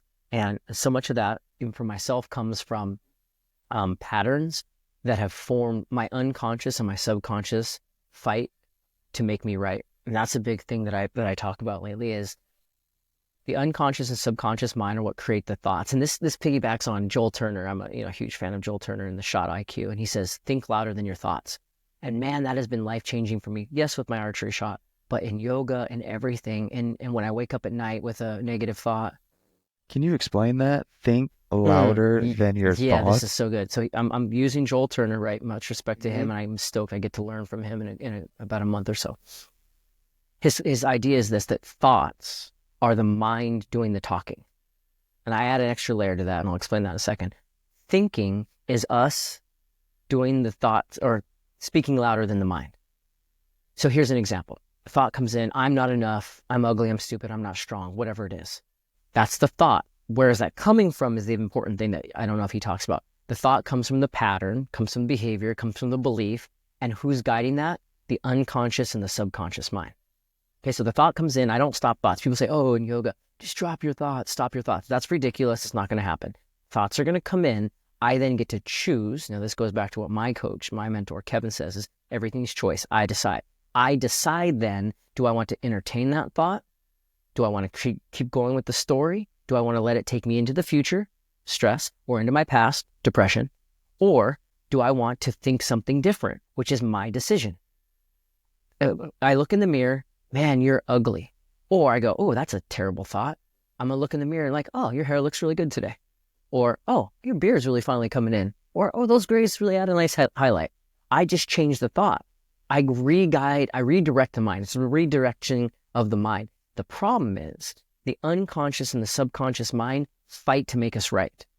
Meaning, because of all my patterns, my beliefs, and my old ways of doing things, I've already said this story that I'm impatient. If that's my story, unconscious and subconscious me are like, yeah, we do the things that are impatient. So you need to get frustrated. So what I need to do now is create a new story. I do this by creating a new mantra. I am present. I am strong. I am responsible. Now that's my new dialogue. I practice saying these things constantly. I wake up in the morning and my mantra is, I am peaceful, present, patient, and powerful. Now that's what I'm feeding my unconscious. So now that when they start to show up, they want to support my story, right? My unconscious, subconscious, as well as the universe and God are there to support us too. And if I'm saying that I'm impatient, the universe is like, yeah, cool. Here's traffic. Feel impatient. Or I say, I am patient, and the universe goes, cool. Here's traffic. Show me your patience. Either way, I've got to get my mind, the unconscious and subconscious, to be on my side. They need to be my allies. So I have to create new stories, new thoughts, new patterns, new beliefs. And by creating a mantra, I help people do that. Like, who are you? Who do you want to be? It's the higher standard that we need to set for ourselves. So many people are walking around, one, they don't know what their values are. Two, they haven't set a standard for who they are. My standard is, I don't drink alcohol. My standard is, I eat healthy. My standard is, I get up in the morning. My standard is, my kids matter most to me. My standard is, I don't say certain words, whatever it is. My standard is, I'm present. And now everything is here to support me in that. And that's how we change thoughts. That's how you get your thoughts to be on your side. And now, instead of all these negative thoughts coming in, now these positive thoughts start coming in, creeping in. And if the negative thought does come in, I go, okay, I'm going to talk louder than that thought. Means I'm going to redirect the thought into what I want it to be that's going to serve me and the standard I'm setting for who I want to be. That's the key. Do we have a standard for who we are asking ourselves to be? What is that standard? Out of curiosity, and don't name drop, but what are some of these answers that you're getting in terms of like, who are you? What do you want to be? Like, who am I? Like, what common? God, so much of it is this not enoughness, confidence. People want to be more confident. People want to be more patient is like probably the number one. That's my Or biggest thing too. calm, Hmm. and present. Like I help guide people back with reframes. I'm big on creating reframes. And like even just the patient ones. Oh, I just want to be patient. Well, patience is going to come from being present. Yes. That one was a big one for myself, but I help people on that one too. So people want greater presence. They want greater patience. They want more confidence. What else do I hear a ton of? They want to be heard. They want to be seen. Right? I think a lot of people are people pleasers, and I think they just want to say what they honestly feel. Right? People say speak your truth. I don't believe in it. I think truth is universal. It's unwavering, and it's the same for you and me.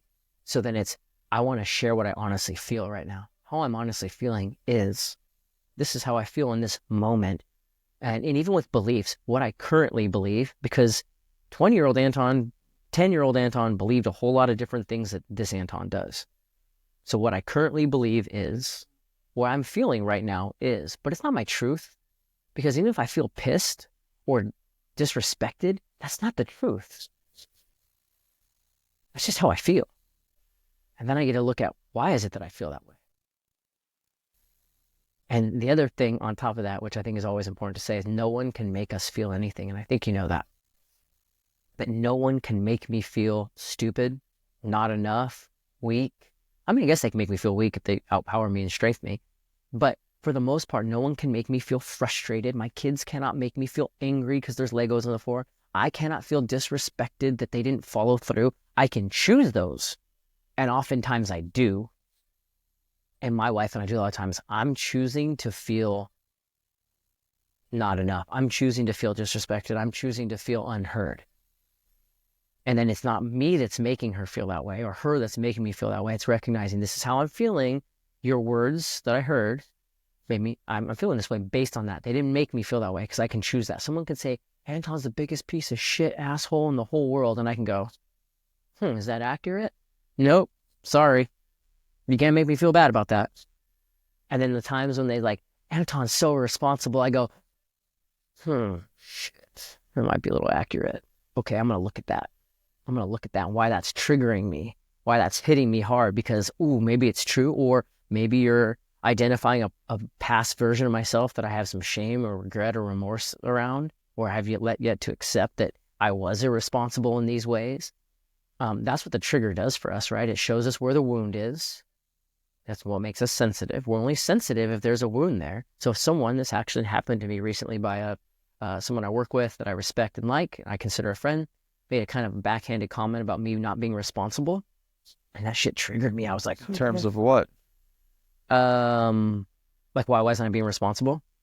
I wasn't taking responsibility for certain things like the stereo for the music, I think is what it all related to. It's nothing. It's little. But what it did for me is it highlighted the part of me that I'm uncomfortable with, as I mentioned earlier, the financially irresponsible part of Anton. Part of Anton. It's not who I am fully, but part of Anton still is. So then it just brings to light the area within me that might actually still be that, or that was that I don't want people to think that about me anymore. And it triggers that. Or the part of me that was traumatized by an experience, that's what the trigger is. The trigger is, it's reminding me of a past experience. It's reminding me of who I used to be that I don't like anymore. Or it's showing me where I still might be the thing. Oh, that's a tough one for me. I'm driving down the street, car in front of me opens up the window and throws a cigarette out. The amount of rage I feel just talking about it, I want to slam my car into the back of that car. So what's it indicating to me? That person is disrespectful, that person doesn't care about the planet, and that person is inconsiderate. And the last one, that person is not healthy. So then now I get to look at all those parts of what I perceive when I'm seeing that. Okay, unhealthy. Well, to me, health is a priority. And then it shows me, well, yeah, but you do like to eat that every once in a while, and you do cheat every once in a while here. Okay, cool. So I see where I can tighten up. Awesome. Inconsiderate. Oh, when's the last time I've been considerate? I sure have. Not protecting the environment the way I think it should be. Or just being rude and selfish. Definitely could have been that. I've been that. I kind of still might be sometimes. So now, instead of me being super pissed at this asshole in front of me, I get to go, hey, thanks, dude, for showing me where I'm still ready to clean some stuff up, where I'm ready to sharpen up and be a better version of me. So everything is a sacred opportunity. It's just a mirror reflecting back of where I want to be based on who I don't want to be. I think there's some fear in that too. You fear of being that person. Yeah. I don't want to be perceived as that. Yeah. Huge for people. Because you don't want to be unhealthy. You fear of, not respecting the planet. Not to, like, we think kind of in the same way, and I know that's how that would make me feel. Like, I'd get pissed, but it's really not me being pissed. It's me fearing that I could be that guy. Yeah, or I was that guy. Yeah. Maybe. Yeah. Maybe. The fear of looking like that. I like that a lot. That's going to be a big one for me. It's like, oh, that's going to show me. I don't want to look like that. That's ugly to me. Mm-hmm. Okay, cool. Thank you for showing me ugly so I can show up in a better way. Right. Do you feel as if people maybe aren't speaking? I know you're not big on speaking your truth, but saying how they feel. Say speak your truth. Speaking their truth. Yeah, go for it. Okay. Maybe they're just not speaking their truth because they lack confidence, or they're afraid as to maybe what somebody is going to perceive as their truth to not be true. Yeah, of course. That's why we all do it, because if I say something, you might judge it, you might not like it, and then what does it go back to? I'm not accepted. Yeah. All of it is just intertwined. All about acceptance. Yeah. And here's the thing, and this is what I discovered, and I came up with this discovery on my own, is that our ancient ancestors, they needed acceptance to survive, right? If they weren't included in the group, they were kicked out of the village, they were done. So our ancient ancestors, it was a life or death scenario. Acceptance was life or death, but it isn't anymore. You will not die if the whole school doesn't like you. Like, if you're not popular in the group, or the whole school thinks that you're a jerk or an asshole, an idiot or a nerd, you're not going to die. But our genes, our programming is, if I'm not accepted, I cannot survive. So we're acting as though it's a life or death situation, but it isn't. And the cool thing is we're in a time now where there's enough people, there's enough places, there's enough situations where we can go find other groups and other communities and be a part of it. Like find your tribe. I think you've talked about this, or you find your group. Yeah, go find the people who want to have these conversations. And the truth is, there's a lot of people who don't. And I'm not accepted in those communities. That's okay. Mm-hmm. But the reason I'm looking for acceptance, this is the root cause of this, is one of two things: safety and significance. If I do not feel safe, I will do everything I can to make myself feel comfortable. I will seek comfort at all costs. And that can look like really twisted stuff, because people's ideas of comfort from their traumas can be really twisted. Or it's just like food, sex, drugs, alcohol, whatever. It makes me feel comfortable. Then I feel safe. The other piece is if I don't feel like I'm enough, if I don't feel like I'm worthy, if I don't feel like I matter, I will do everything I can to seek validation. That is what plays into, if I say what I want to say, people won't accept me. I won't be validated. But if I know who I am, like you're not afraid to say anything. Why? Because you know who the fuck you are. And because of that, you recognize you have something to offer the world. In fact, every human does. Everybody. Everyone. Existence is proof that we matter. If we didn't matter, we wouldn't exist. That's what Kevin, my mentor, says all the time. So being significant is to recognize that I exist, therefore I matter. And my purpose doesn't have to be Martin Luther King, Gandhi, or Mother Teresa. My purpose can simply be to show up and let others share what they're feeling. My purpose can literally be to walk into a grocery store and smile. My purpose can be to be the one person that says hi to the person who almost committed suicide and now they don't. And I had no idea that's what I was there for. So just showing up in our fullest authentic expression is our purpose. Now, I don't have to become a yoga teacher to live my purpose. I don't have to do all these really virtuous things to be a purpose. I just realized me being here on the planet is serving in some capacity. I'm enough. Now, I don't have to go get seeking validation, which I've been doing my entire life. Anton has. Seeking validation. Why? Because I didn't feel like I was enough. Because all my stories, I'm too short. I can't grow a full beard. This is my first beard. I'm 46. I couldn't grow a beard until I was 44 years old. Right? One of my insecurities. All these things. If I didn't feel like I was enough, I needed validation from other people. Tell me my yoga class was good. Tell me that I'm attractive. Let me know that I'm worthy, that you want me here. But now that I believe it already, I'm like, well, I am worthy. I have something to offer. Now I don't have to go seeking for it. And then now I can say whatever I want and not worry about what you think, so long it's in the parameters of not hurting and being hurtful and unkind. I don't want to be unkind. That's the tricky part too, because people will perceive as, that somebody, again, speaking their truth or saying what's on their mind as being unkind. And it can be. Oftentimes it can be really unkind. Yeah, that's true. That's being motivated by judgment, and judgment's motivated by insecurity. Yeah, I was going to bring up insecurity. I think that's a big piece of it.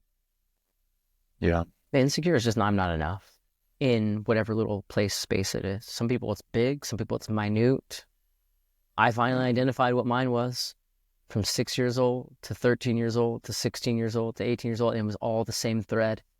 And it was, I didn't feel like I was a man. I even, at one point in my life, I'm like, maybe I'm gay. Maybe that's just easier. It's just easier to be gay. And there's nothing wrong with that, in my opinion. But I thought that, oh, man, maybe it'd be easier because I don't feel like a man. So maybe I'm gay. And I thought about it, I was like, nope, definitely not gay. But then I found other ways to compensate.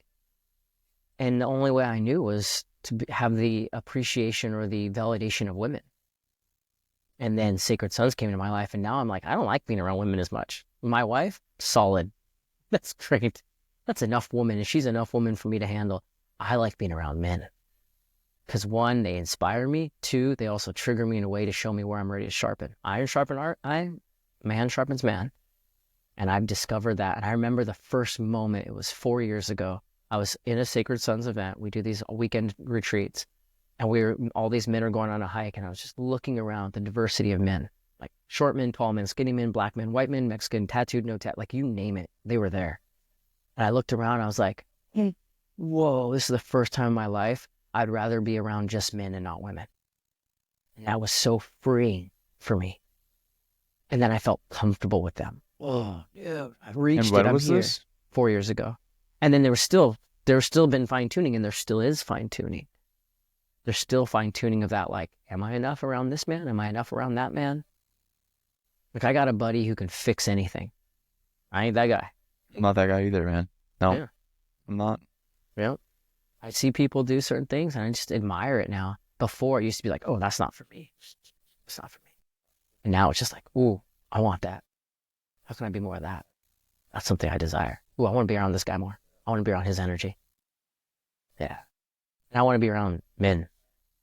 Men who are willing to look at themselves. And that's what I get with Sacred Sons is guys who are like, I'm ready to face the shit. I'm ready to get uncomfortable. I'm ready to be seen. All parts of me. What we say at Sacred Sons is acceptance is one of our key values, and it's all of you are welcome here, and all of you is welcome here. Yeah, the part of you that showed up as an asshole in your 20s, and the part of you that cheated on the wife, and the part of you that used to be an alcoholic, and all those parts, they're welcome here. Let's address them. Let's offer those parts some love so the fullest version of us can show up. The yoga classes that you teach, primarily Yep. women? Yes, and it's shifted since I shifted. I have tons of men in my yoga classes. It's the coolest thing ever, dude. Yoga's pretty popular out here in Scottsdale, and I would say it's probably like 60-40, which is solid. That's a great mix. It used to be like 95.5%. And right now, I'll go to a class this afternoon. I teach at 4:15 p.m. and it's a pretty busy class. We get like 50 people in it, and I'll have 20 dudes in that class. So great. So Are great. you enjoying that because it's maybe a little bit more uncomfortable than years past where it was primarily women, which you've said you feel more comfortable around? I honestly feel more comfortable with men now, Good. especially where I'm at with my wife. Like, she's the only female energy I want to be around, and it can be clouded with other women. I just want to be around men. Like, I just want to be around dudes. I would love to teach an all dudes yoga class. I'd be so solid with that. It just won't be as popular. I won't get paid as much. Yeah. Are you going to Dan's camp? I am. I'm going to elk immersion, elk shape immersion with Dan and Josh, MFJJ, and then Joel Turner, who I just cannot wait to get lit up by him and him show me all the things I'm doing wrong. Where's that at? It's in Spokane. Okay. Yeah, right at the right shop there. right at the shop. Yeah, but Are yeah. you nervous about that? Hell yeah. Good. Oh yeah. It's as I've been talking, like, oh, there's still areas to sharpen. All I think about is that. All of your flaws will be exposed. All my insecurities. Yes. Yeah, all the parts of me that still don't think I'm enough and want to be perceived as someone who knows what he's talking about. And I don't. I'm 9 months into archery. I'm going to be by far the rookie there. But I like that.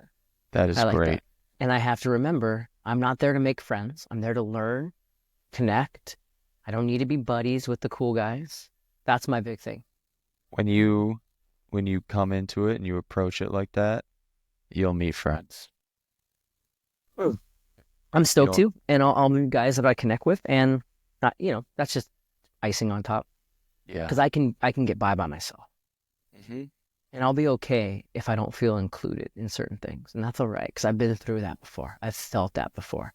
I know how to navigate that, and I also know what it's like to not be liked by the cool guy. I've also been the cool guy that didn't like the person, so I can handle that too. But it's still gonna come up, and I know it is. Yeah, and I remember when my wife was like, you got to do this. This is the thing that you wanted so bad. I've never seen you so excited about something. You have to do it. And then I said, okay, if Bitcoin hits this number, I'm doing it. I'm pulling the trigger. And it did. And I was like, oh, man, I don't think I want to do this now. I'm not going to know what I'm talking about. I'm not going to know how to fix my bow like they do. I'm not going to know this. And yeah, and I was like, that's your go. That's your green light. You're afraid. You feel fear? Oh, man. None of you that haven't shit felt matters, this. dude. Yeah. None of that shit matters. I'm just excited to be out there in that environment and to learn from the guys that I follow the most. Yeah. Yeah. I want to circle back here. The fact that you said 47, 46. 46, Yeah. and you have a mentor. I want you to touch on the importance of that because I get on lots of phone calls every day, man, with young guys in their, early 20s looking to improve in X, Y, and Z area. And it's like, dude, we can get in shape. We can do all that's bonus. This is a mentorship opportunity for you. I wish I had a mentor when I was 21. Right? I'm 31 now. You're 46 and you have a mentor. None of us have it all figured out. The way that I think, the way that I approach life, like I've learned this through people, being around people that I look up to in terms of like how they operate through life. I don't So, idolize anybody, yes. but like I take bits and pieces from, I'll take something from this conversation, multiple things. I really like how Anton described this or his viewpoint on that or how he approaches being present with his children. Some things I won't take. And then you curate who it is that you are. Uh, And I think by having a mentor, you can learn a lot from said individual. Talk about the importance of a mentor in your life and why, in my opinion, and hopefully yours as well, especially these young guys, why they should have one. And that doesn't have to be me. That doesn't have to be you. That doesn't have to be Kevin. But find somebody that you are in alignment with and learn from that individual yeah, I and think pay a fee yes, there's that. and pay a fee, invest in yourself, right? Yeah, for sure. I think you said it. Find someone who's walking the way that you want to walk, who possesses something that you think you don't have, even though you do. You do have it. If you can See, you see it. just phrase it way better than I do. So this is why we're good together. Yeah, I always say if you spot it, you got it. Meaning if you can see it, it's in you, just waiting to be embodied more. And that's what that's what Kevin was to me. He had what I knew I had in me, and he knows how to walk it. I'm going to ask him how to do it. But I also think there's different mentors for different things. So I would say I have online archery mentors, like the guys that I'll go to for advice. The guys are like, this, I do it this way, I do it that way. I listen to. And then I have the mentor that I'm willing to spend the money on is the one who's helping me get through the biggest challenges. Because like shooting my bow on target or getting the elk tag, that's not the biggest challenges in my life. My biggest challenges are, can I be a more present husband and a more patient and present father? And I want some guidance in that. And I know I can't do it. And the other thing too is like when it comes to parenting, kind of an offshoot of this mentor idea, but recognizing as a father, we can't do it all. That's huge. I have an incredible support system of other men in my children's lives, other dads of kids that homeschool with us because we're part of a homeschool cooperative community where we all get together. I have uncles, which are like buddies of mine, friends of me and my wife, that act as like men mentors to my sons because I am not everything. And they cannot get everything from me because if they do, they will come up shorthanded. But if I bring my buddy Nate in, and I bring Alex in, and I bring Ryan in, now they're getting different perspectives. They're seeing how men are walking differently, and they're all very different men. And my boys need that. So there's this mentorship within young boys. They need to be around other men that are inspiring. And I get to vet those men. That's my job, is to vet who do I want to be around these boys. That's my job. I decide who gets to be around them. And then I get to let them have their experience with them because I can't be everything for them. And that's, maybe some advice I have, and you didn't ask for it, but to any dad out there, can't do it by yourself. Lean on other men. Because back in the day, it was a village that raised a child, not just a mom and dad. And now we're looking at, you can be single and do it. And yes, you can. But I think the core unit of a family is very important. And the village that surrounds that is even more important. That small circle you speak to, that small circle, you need to be able to vet it because they're going to help raise your kids. We've got other mamas or aunties in our lives that are like, God, they're doing some of the work that my wife can't do it all for. So reaching out to them. And then the last thing I want to share to anyone who's about to be a dad, not that anyone's asking for it, but I'm going to share it because it's the best advice that was ever given to me. The best way you can show up as a father the first maybe couple months of having a baby is to show up fully for your partner, for your wife. That is the best way you can be a dad. And I had to learn that the hard way because my two youngest, my two oldest boys, when they were little, they didn't really want anything to do with me. Yeah, I could hold them sometimes. They didn't take a bottle. They only wanted the boob. So then it was my job to support her and to show up fully for her. Because otherwise I'm just sitting there being like, I've got nipples and they don't do anything. Okay, I can go raise money and I can go provide food and stuff. Yes, but what can I do as a father? I can be a really good partner. And that's what I'm learning now. And I've got some things to correct there. The best way I can teach my boys to be a man is how I treat my wife. Shit. I got some skill set. I got some things to improve on there. My tone with her, the way I respect her, because one of my boys will show me exactly how I'm talking to my wife because he thinks he can talk to her the same way. I go, ooh. And the thing I say, this was cool, this was helpful too. Someone told me this, is if I'm correcting behavior to my sons in regards to my wife, to their mom, I don't say don't talk to your mom like that. I say don't talk to my wife like that. Because now they're hearing it different. And it's like, oh, because you know what I'll do for my wife? I'll fight and kill for her. And yes, I made you, and you don't talk to my wife that way. That is my wife. You respect my wife. Yes, she's your mother, but she's also my wife.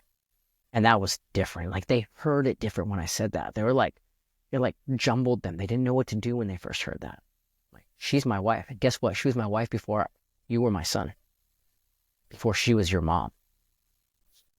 So just remember that. That was big. And it wasn't like a threatening. It's just more like, I'm here to protect her. She's on the list. And then I was like, oh, but why is he talking to her that way? Shit. I don't. He's watching. They're always watching. They're always watching. Love it, man. I don't know how to wrap it up any better than that. I want to give you the floor and share with people where they can follow your journey. Um, Subtle plug on Sacred Sons is fantastic as well. Well, yeah. And then I'll get you out of here, brother. Appreciate it. Yeah, sacredsons.com. We do a lot of regional events. We're international, helping men find purpose, connecting to other men, building that support system of accountability. My website is just Anton Yoga, ANTONYOGA. I look at yoga as not just a physical practice where you do yoga poses, but a way of living and a mindset. So mindset and movement. You can look out, find me for coaching, for mentoring there. My Instagram is just Anton H. Mackey, Anton H. Mackey, mostly yoga content, but there's stuff there as well. I really appreciate your time, man. This is going to help a lot of people. I appreciate you being willing to bring me on and the connection that we're going to forge. And yeah, I love what you're doing, man. I can't wait for you to be a dad. The world needs more dads like you. You're going to kill it. Thank you. Your love for your wife is what's going to make you being a dad even better. Yeah. Thank you, brother. Yeah. Cool. Much respect, much love. Much respect to you. Stay on the line. We'll small talk. I'll get you out, all right? Cool. Thanks, brother.